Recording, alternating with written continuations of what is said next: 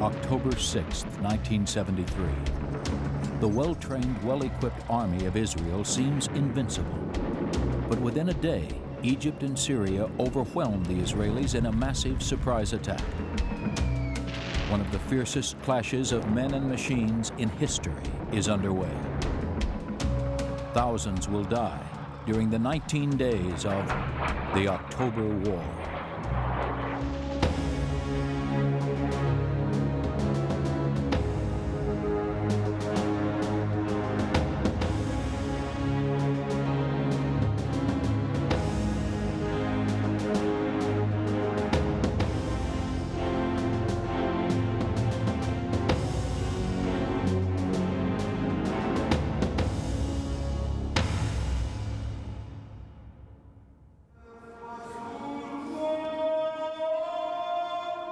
This is the Mosque of Muhammad Ali in Cairo, Egypt. Here, the Muslim faithful gather every Friday for communal prayer. Like millions across the Middle East, these worshippers humble themselves before God and pledge their devotion to the words of the Prophet Muhammad.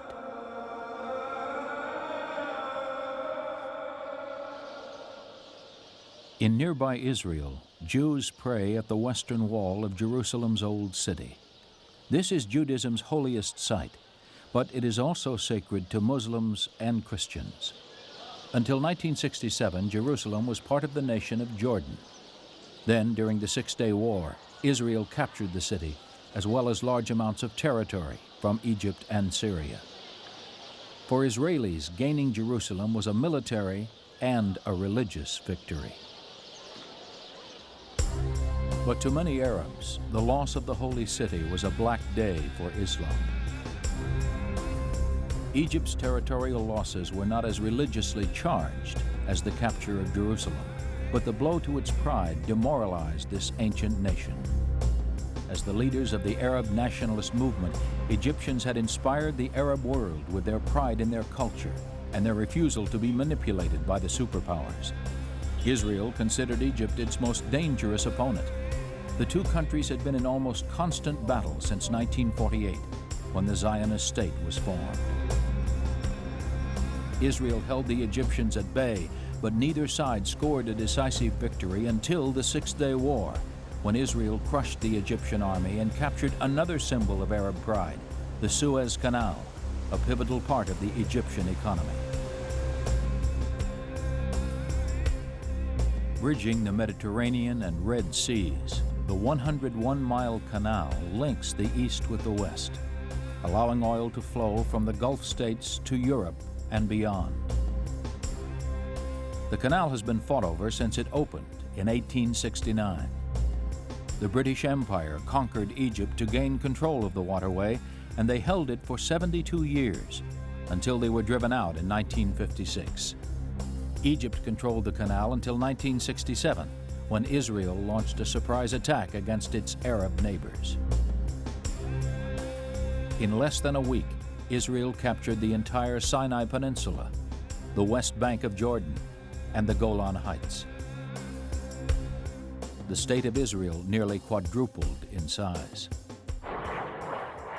Besides gaining land, Israel emerged from the Six-Day War with the reputation of having one of the finest armies in the world. Their success at fast-moving attacks, particularly armor assaults, was undeniable. Israel's leaders were convinced that their military superiority was absolute. When the Arab nations sought to negotiate a settlement for their captured lands, Israel's response was half-hearted. They felt no need to negotiate. Realizing that Israel would never meet his demands, Egyptian President Anwar Sadat set into motion a plan to recapture the Suez Canal and to wipe out the humiliation of the Six-Day War. The plan was called Operation Spark. It called for a shocking military action that would result in a political solution to the Sinai crisis. Sadat's goal was to cross the Suez, bloody the Israeli army, and recapture the canal and as much of the Sinai as possible. At this point, he reasoned, the superpowers and the rest of the United Nations would intervene. Then, Israel would be forced to bargain. Sadat and his generals made sure that Operation Spark would not be a repeat of the 1967 disaster. The Egyptian army spent months training for the assault, using new weapons purchased from the Soviet Union with money supplied by Saudi Arabia. To further improve his odds, Sadat looked for another nation to attack Israel in the north as he struck in the south. He found an eager partner in Syria. The border between Syria and Israel is called the Purple Line, and today it looks much as it did in 1973. Miles of mines, anti-tank ditches, and electrified fences separate these two long-time antagonists. The Israelis smooth the sand along their fences, then search for the footprints of intruders. A small demilitarized zone monitored by the United Nations keeps both sides at a safe, if uncomfortable, distance from each other. Syria planned to attack here and across the rest of the Purple Line on October 6th, the date Sadat had set for the invasion. In Islam, this was the 7th day of Ramadan, a time of fasting and prayer. In the Hebrew calendar, it was Yom Kippur, the Day of Atonement, the holiest of all Jewish days. Breaking through the Purple Line would be a hard fight for the Syrians, but it paled before the task of crossing the Suez. Israel had turned the canal's east bank into the most formidable defensive barrier in the world. They called it the Bar-Lev Line, and part of it still stands today. The front of the line was a 70-foot-high wall of sand studded with heavily armed strongholds. Even if an Egyptian force managed to cross the canal through heavy gunfire, the IDF calculated that it would take them hours to blast holes through the sand wall, giving Israel ample time to send reinforcements to the front. Clearly, attacking the Bar-Lev line was suicide, but on October 6, 1973, Egypt launched just such an attack. It was a great night. The evening, about after midnight with 30 minutes, we met all the commanders, shook hands, kissed each other, and we gave a holy swear that we will do all our best to win, because we have no choice. We have to win or to die, nothing else.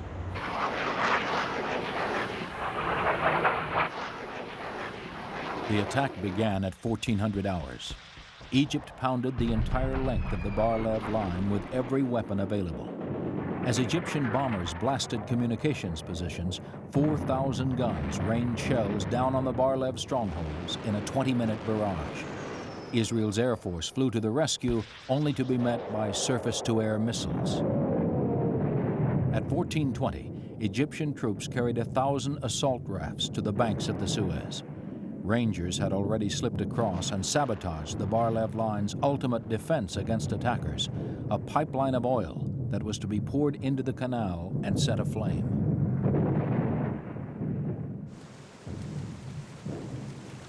The first wave of attackers carried anti-tank weapons, bridge-laying equipment, and high-pressure water pumps. The water pumps were the ingenious solution to the problem of the 70-foot sand barrier. Israel thought it would take at least 12 hours to penetrate the barrier using explosives, but by simply using water to wear down the sand, Egypt broke through in less than 3.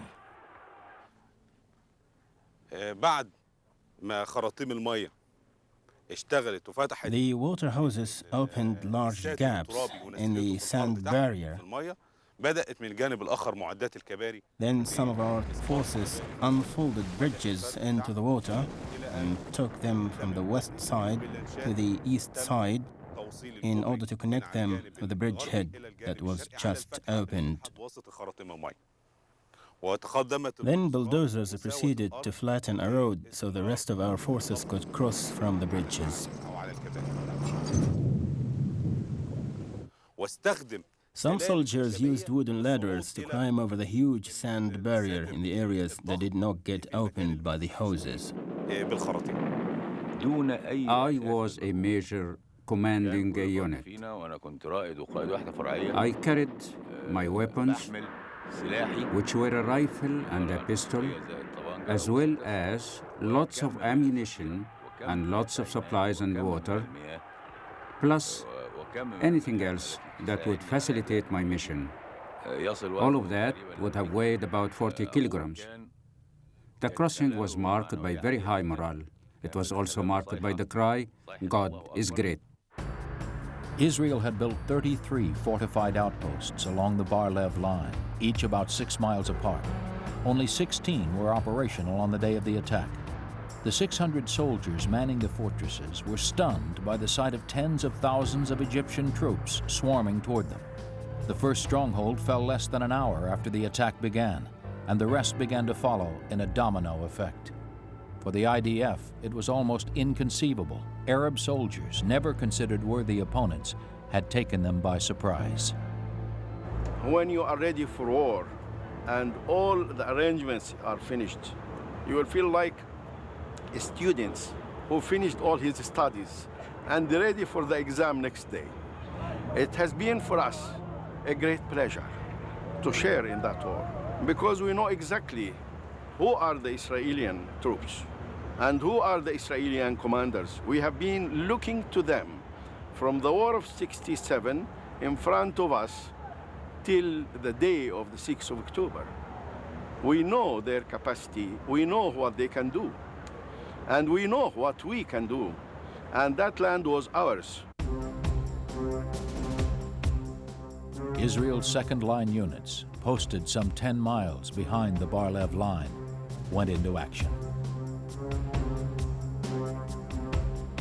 Tanks were sent to the front without infantry or air support, breaking one of the cardinal rules of armored warfare. They paid the price. Charging IDF tanks were ambushed by Egyptian soldiers carrying wire-guided Sagar missiles and handheld RPG-7s. IDF losses were heavy. A crucial advance in technology had given Egyptian foot soldiers the edge over the IDF Armored Corps, which was far better at fighting other tanks than men lying in ambush.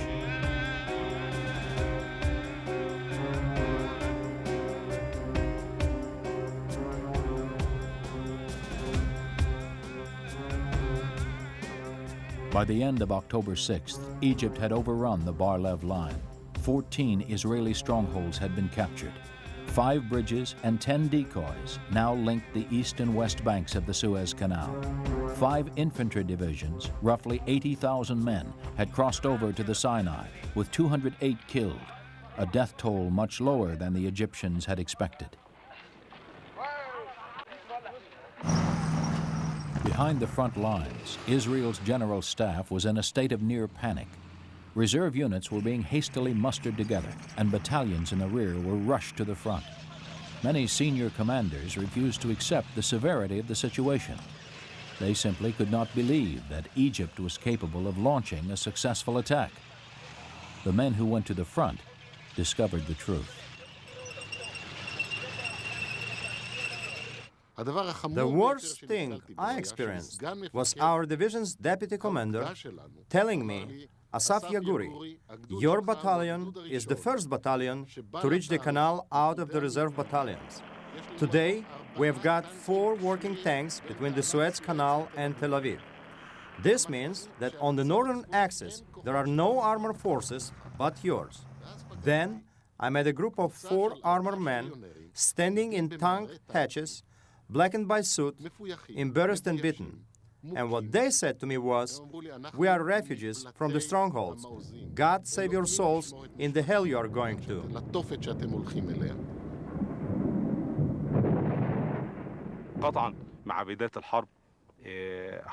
Of course, with the beginning of the war, there was total destruction in more than one location, and a lot of people were destroyed and died.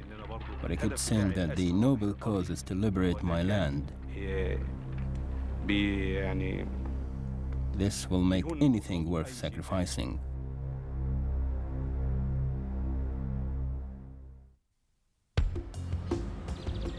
This is Tel Aviv, Israel's second largest city. Approximately 320,000 people live here, out of Israel's total population of 5 million. The country is so small and its enemies are so numerous that every able-bodied citizen is expected to fight for his country. At the age of 18, Israelis are drafted into the army. Men serve for 3 years, women for 2. Afterwards, men and unmarried women are assigned to reserve units. These units train together constantly, year after year. Many of the soldiers who fought side by side in the October War still train together today. Often they work together or live in the same neighborhoods. These close-knit, cradle-to-grave units make effective fighting teams, but they also turn every battlefield into a graveyard filled with friends.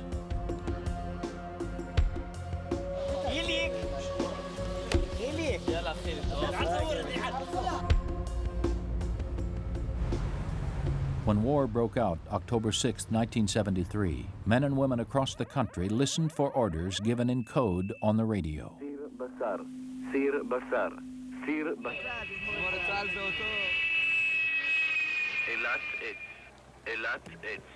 We got a message that we must reach our unit. We also heard on the radio that there is probably going to be a war breaking out and that Syrian and Egyptian airplanes were attacking our forces. In the Golan Heights and in the Sinai, Israel had opted for a dangerous defensive strategy, a heavy reliance on tanks without much infantry support. Tank battalions were expected to hold off the enemy until troops were mobilized and brought to the front. Since no one felt Syria or Egypt capable of launching a competent assault, this gamble seemed logical.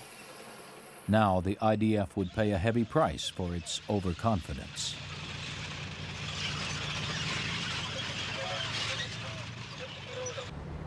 As we were going up to the Golan Heights, we kept on hearing on the radio and also saw in the horizon the shelling and bombing of the Syrian Air Force and our planes, their planes.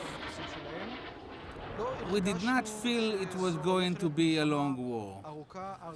The feeling was that within a day or two, we would finish this affair and go back home. Syria planned to recapture the whole of the Golan Heights by the end of the first day of battle with an overpowering combined arms assault.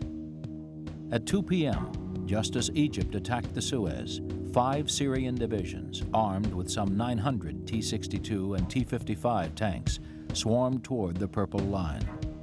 They faced just 2 Israeli brigades that were stretched across the length of the front, armed with less than 150 tanks. The southern Golan was defended by the men of the Barak Brigade, a unit that was almost completely wiped out on the first day of battle. Israel's elite 7th Armored Brigade held the north. The 77th Battalion of 7th Armored was commanded by then Lieutenant Colonel Avigdor Kahalani. Kahalani and his 24 tanks bore the brunt of the attack on the northern Golan, in the area now called the Valley of Tears. We saw them arrive from the east, crossing the border, crossing the anti-tank ditches, and crossing the minefield. We saw the lights, the infrared lights, and they crossed the border and they arrived very close to our tanks. They used the night very well. In the south of the Golan Heights, they captured, after 24 hours, most of the Golan Heights. The brigade that we had over there, they couldn't stop them and they captured all the area. In my area, I've decided to shoot all over the night just the direction to the east to give them the feeling that we are there and we know they are coming, but we couldn't really hit their tanks. It's all over the first night. We just play with them, but couldn't hit them. We waited the entire night in ambush, after we fought all day. At night we stayed awake, and we just waited and waited to see where the shots would come from, and waited to see where the flashes were coming from so we could find our mortars. Suddenly the tanks in our platoon were attacked by their bazookas. In southern Golan, the survivors of the Barak Brigade fought a doomed battle against 3 Syrian divisions. A brigade raced to their rescue, led by then Colonel Ori Or. The first and the second days of the Yom Kippur War were the most difficult days of my life. I needed more time, because if I had more time, it would be another platoon, another company, another tank to accumulate forces for defense. That heavy feeling I had on that first day, the second day, that I don't have the sufficient power to face the Syrians. And it came to expression in the most difficult battle I've had. It was the Battle of Nafach. We were surprised because already in Nafach, we saw Syrian tanks right in front of us firing at us.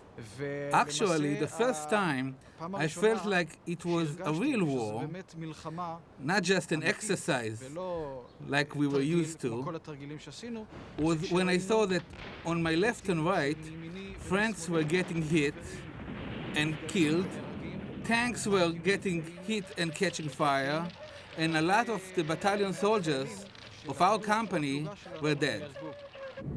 Ori Or split his brigade of 40 tanks into two, sending a small force to attack head-on, while a larger force snuck up from behind.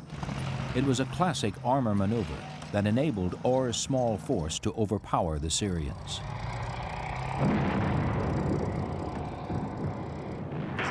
This battle lasted about 4, 5, up to 8 hours if I add up everything. The end of the battle was that we actually stopped that brigade, destroyed most of it.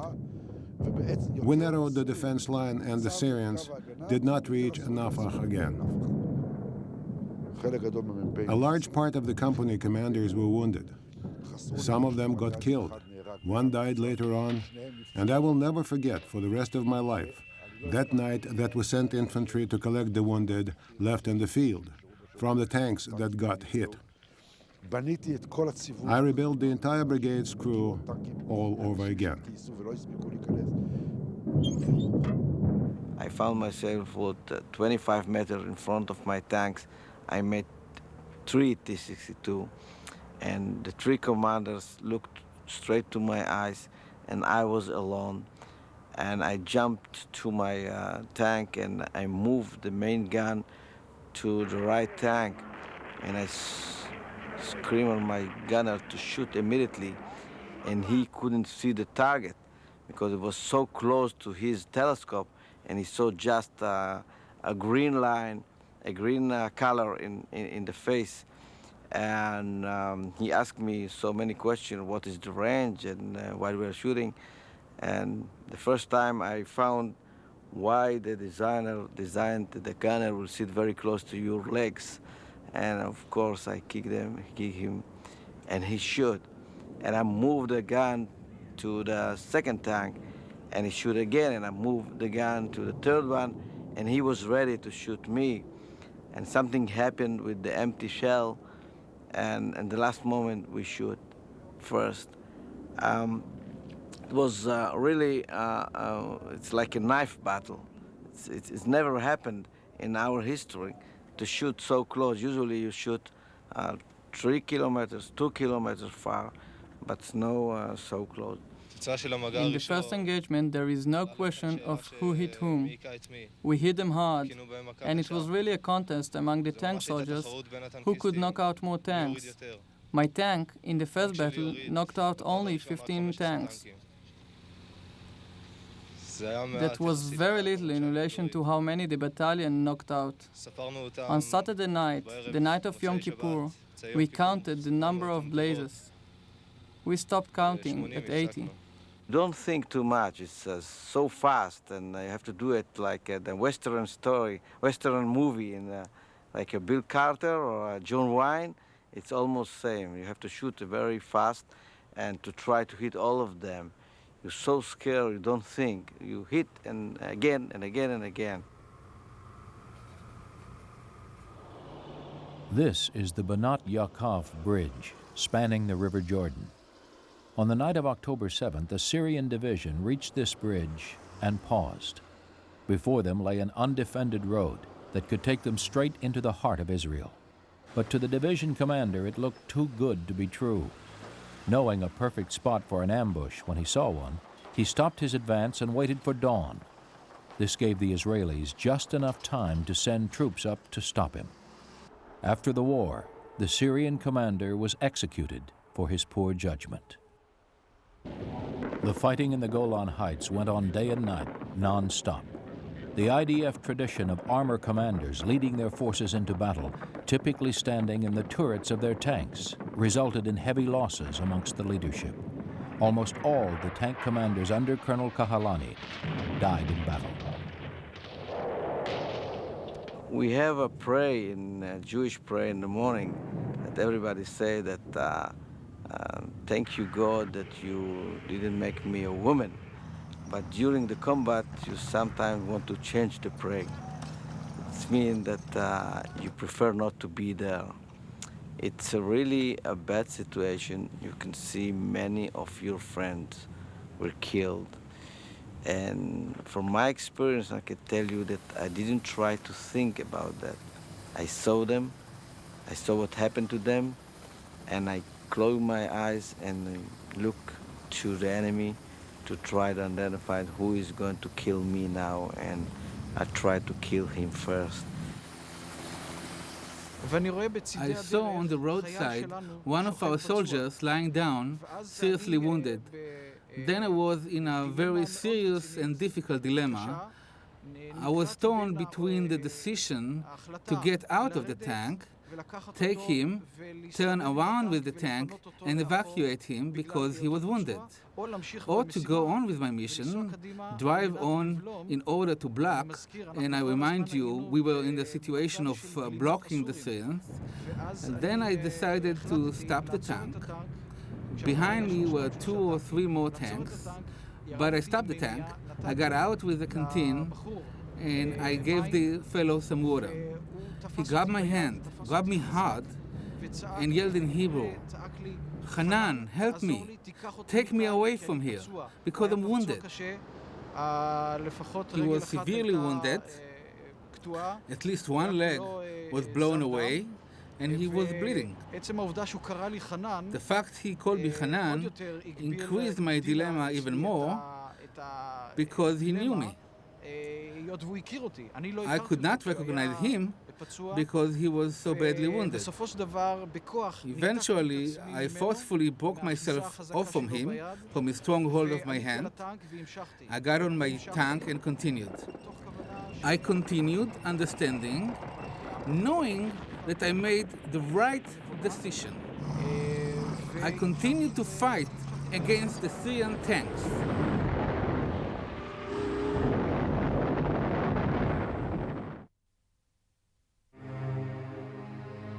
This is the Sinai Peninsula, approximately 10 miles from the banks of the Suez Canal.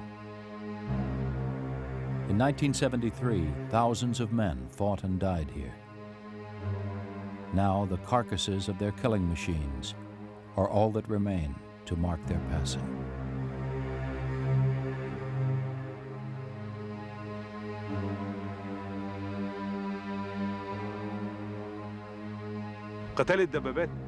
The tank battle is similar to the dinosaur fights of long ago. The fighting is intense and gruesome. The one who has the first blow is the victor. On October 8, 1973, after 2 days of steadily losing ground to the Egyptian army, the commanders of the Israeli Defense Forces felt the time was right for a counterattack. Most of the strongholds along the Bar-Lev line had been overrun, but a few still held out, and the IDF was determined to rescue them. But communications problems, misunderstandings, poor intelligence gathering, and a continued refusal to take the Egyptian army seriously resulted in disaster. What was intended to be a division-sized, combined arms assault turned into a suicide mission. After the war, the events of October 8th were the subject of extensive investigation. Ultimately, the blame was laid at the feet of the senior commanders, who stayed well away from the front lines and disregarded the counsel of their field commanders. The battle is one of the most controversial in IDF history. This is an M60 tank which was driven by the Israeli commander Asaf Yaguri, commander of the 190th Armored Battalion, which attacked our forces that were pushing from the West Bank to the East Bank towards the center. The tank the Egyptians stood up as a statue for their victory is a joke. First of all, the tank they display is a Patton, and my tanks were all Centurion. Secondly, my tank exploded.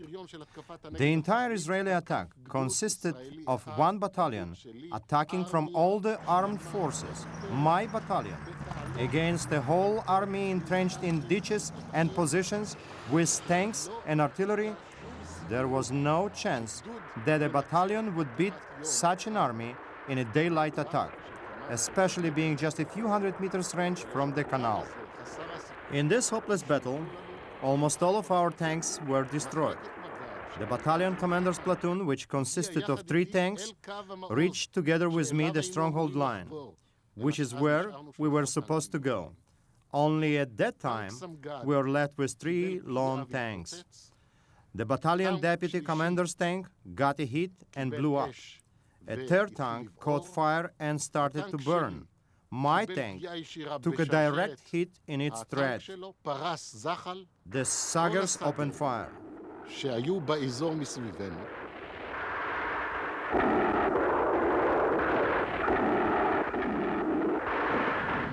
My consideration was, should we stay in this fire trap or get the crew out, at least to save the people? Asaf Yaguri and his crew were taken prisoner, and Yaguri became Egypt's highest-ranking Israeli POW. When the war ended, he was the last soldier released. Now the IDF realizes that removing Egypt from the Sinai will not be a simple task. How well are the Egyptians fighting you at the moment? Are they more stubbornly than before? Yes, I think that they have no ground to complain under their forces. I think they should have very basic ground to complain under the politicians, but I don't think the soldiers should be blamed. No, nothing wrong with the soldiers.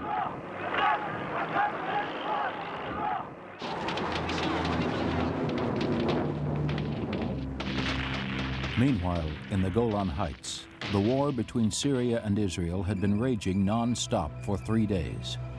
Commanders and their crews were on the verge of complete exhaustion. Here, in the Valley of Tears, the fighting reached its peak. Colonel Kahalani's 77th Battalion had only 6 tanks left, and their ammunition was almost gone.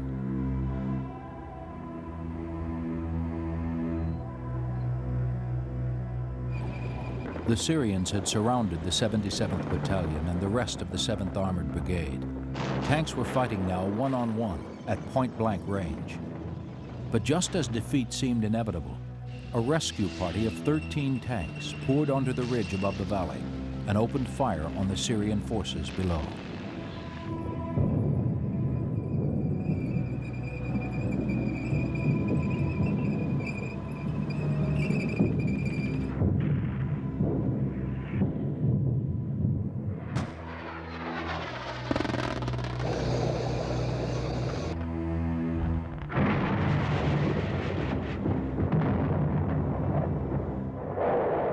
Soon the Syrians retreated, leaving hundreds of ruptured tanks and armored vehicles in their wake.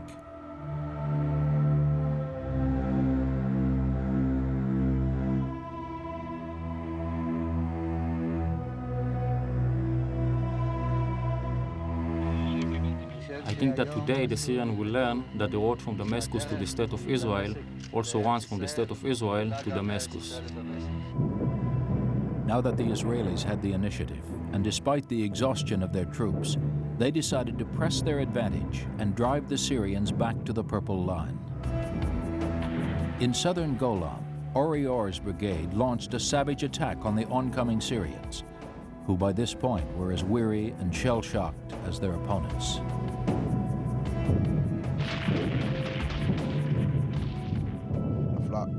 A tremendous artillery bombardment was falling on us.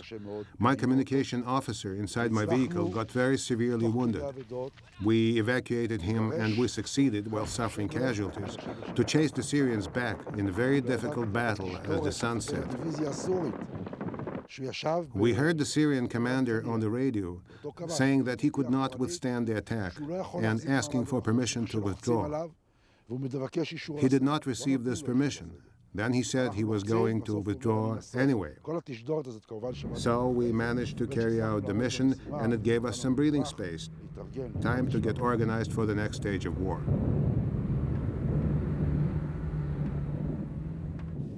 I think there are several drives, forces, that drive combatants on the battlefield, and none of them have to do with ideological conceptions like country, duty, honor. I think one simple drive is survival. You fight decisively because on many occasions that's the only way to stay alive.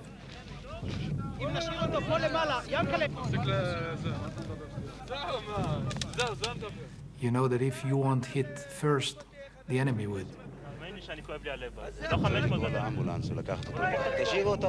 The other explanation for why people fight has to do with the social aspect, I would call it. You fight for your friends, for your comrades, for your buddies. And the third explanation, I believe, has to do with leadership, with the commanders. There is only one thing that can make you do that, come out of your shelter and assault, and that's if somebody else will do it in front of you. And this will usually be the commander. From 73 war, I remember the moment that I couldn't control my tanks, and I tried to convince them to move forward, and they didn't move. And I saw that I'm a bad commander. I have difficulty to control my units, and it was very shame that I couldn't, but most of them were scared. It was a leadership problem to convince them to move forward. The only way to convince them was to tell them that they are chickens. I called my soldiers chickens. I would like to say that the firing and the exploding shells and the ricochets, it's all camouflage. The real war is not outside, but in your head. Because being a commander is a tremendous responsibility you have over the men. And I saw in the Yom Kippur War to what extent the men are obedient, how much the men wanted someone to tell them what to do, to have an address, who to look up to, and to have someone they can count on. And I saw while in the war what a huge responsibility I had as a brigade commander. Anything I said to the men, I can tell you this for sure they would do, because they trusted me with their eyes closed. I didn't have to yell at all. I would quietly say, gentlemen, this is where we stand, this is where we spread, this is where we defend.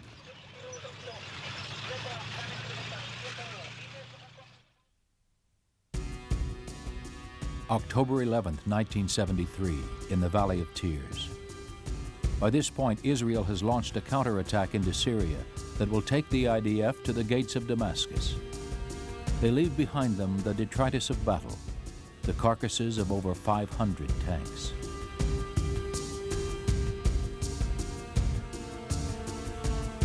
The momentum of the battle is now with the Israelis, but both sides have paid a heavy price. Israel's losses are high, 772 killed, 2,500 wounded. Syrian losses are even worse, 6,900 wounded, 3,600 dead. I think the Syrians were very unlucky not to break through in the first instance. They very nearly did it. But then, of course, they ran into trouble because they ran up against very heavily reinforced Israeli forces, knew how to deal with them on fairly close ground. And then the Egyptians, who didn't want to advance very much in the south to begin with, having scored their initial success, suddenly woke up to the fact that unless they did something to take the pressure off the Syrians, there were going to be serious consequences, which indeed there were anyway. So they were forced into an attack which they didn't really want to do. After a week of battle, Egypt's generals were pleased with their progress. They had fortified their positions on the canal and were content with gradually advancing, knowing that in a slow war of attrition, their superior numbers would win the day. But Syria's plea for help was too strong to ignore. So on October 14th, Egypt launched a major offensive. At first, things went well for them. The Egyptian army deployed well over 1,200 tanks, and they managed to penetrate 14 miles in one key sector. But the Israelis were prepared, and the fighting was brutal. So brutal that within 12 hours, Egypt had pulled back to their starting point. The Egyptian army had run directly into a wall of artillery, tanks, and infantry lying in ambush. In 12 hours of battle, the Egyptians lost over 250 tanks and suffered more than 1,000 casualties. The IDF claims it lost only 6 tanks.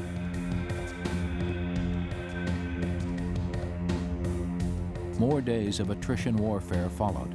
The IDF began preparing a major counteroffensive.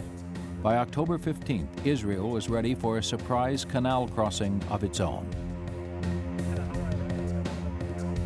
The plan was conceived by Major General Ariel Sharon, who until July had been the commander of the IDF Southern Forces. Sharon's bitter infighting with his replacement, Major General Shmuel Gonen, was part of the controversy that raged in Israel after the war had ended.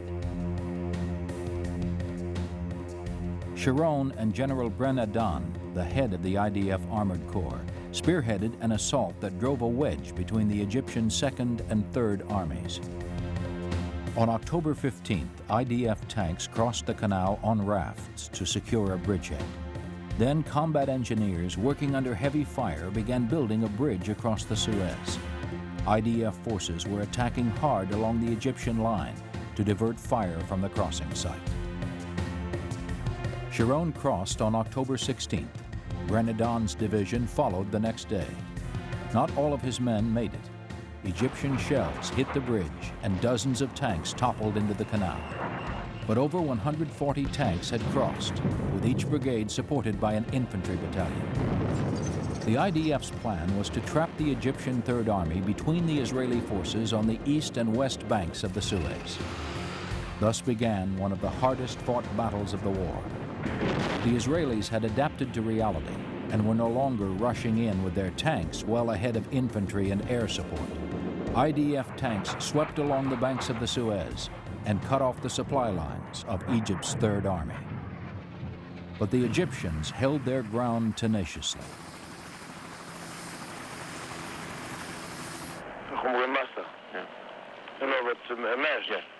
Artillery mass, talking about land tank, it's mass. Humans, soldiers, it's a mass.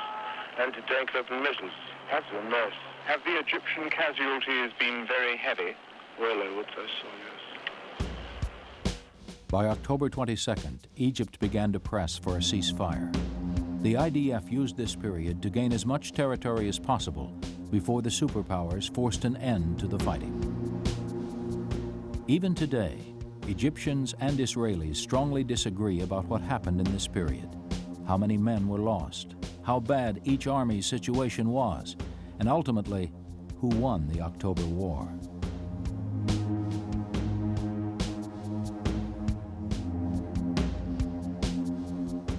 With the Israeli troops now in Egypt, on the West Bank, do you still feel that you have a victory? Yes, of course.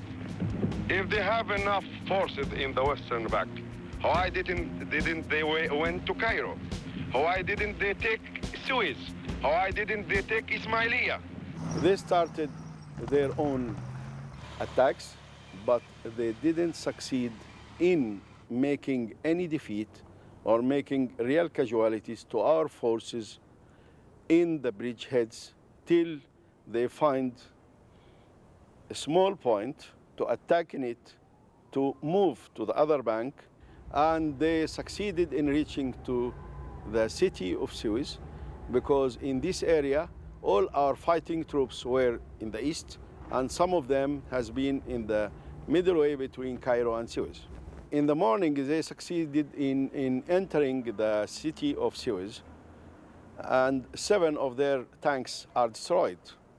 After that, they pulled out, and never they came back. On October 24th, a final ceasefire between Egypt, Israel, and Syria took hold.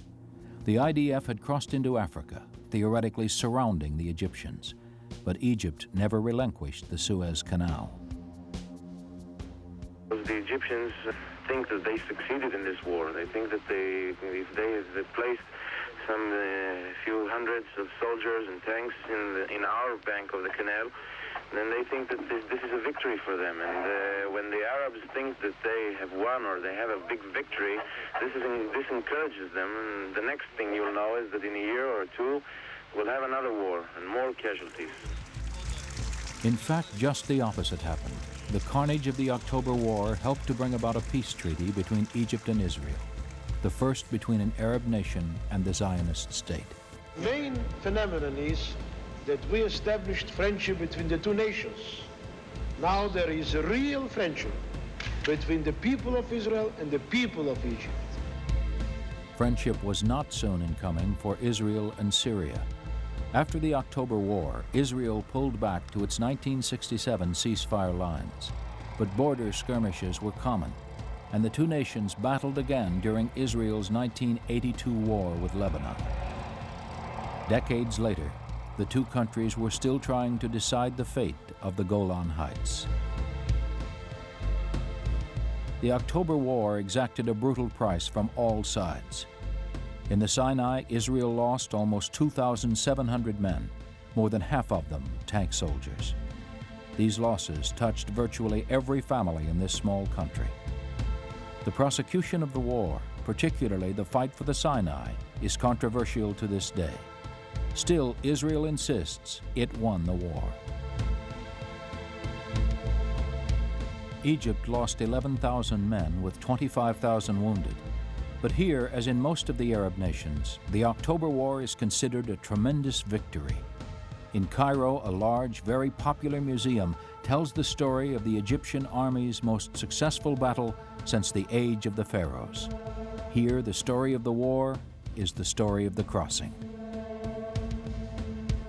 If you want to speak about the objectives, we succeeded in crossing the most difficult water barrier in the world and destroyed one of the strongest defense line.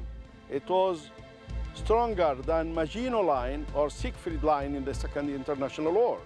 And we succeeded in destroying 1/3 of the air forces of Israel and succeeded in destroying more than 800 tanks from the Israeli forces. And then what we achieved by this war, at the end, we took back our Sinai.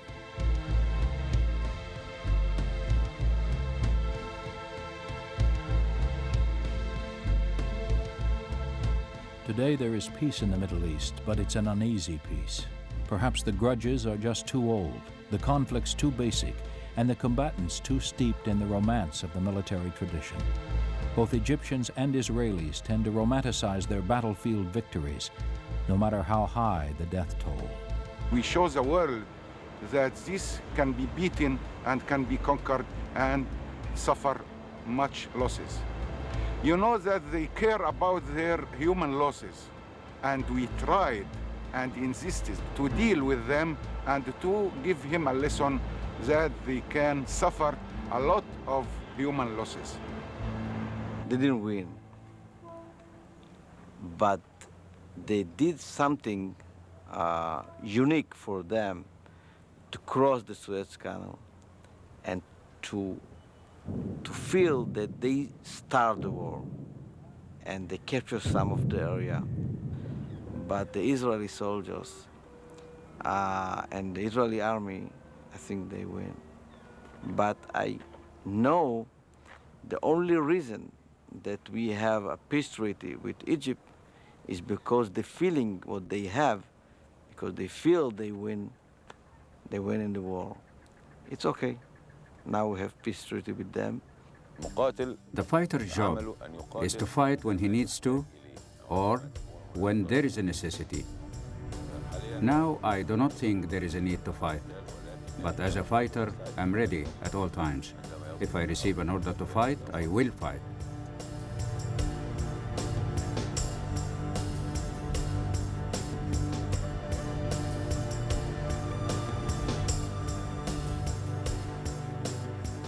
Remnants of the October 6th crossing still remain on the banks of the Suez. They're a reminder that it took a war and the loss of thousands of lives to settle the differences between two long-time enemies. On June 5, 1975, exactly 8 years after the Six-Day War began, Anwar Sadat reopened the Suez Canal. On October 6, 1981, exactly 8 years after the October War began, Sadat was assassinated. By dealing with Israel, the Egyptian president incurred the wrath of Arab extremists. But his legacy lives on. Egypt and Israel remain at peace, and the waters of the Suez flow unencumbered.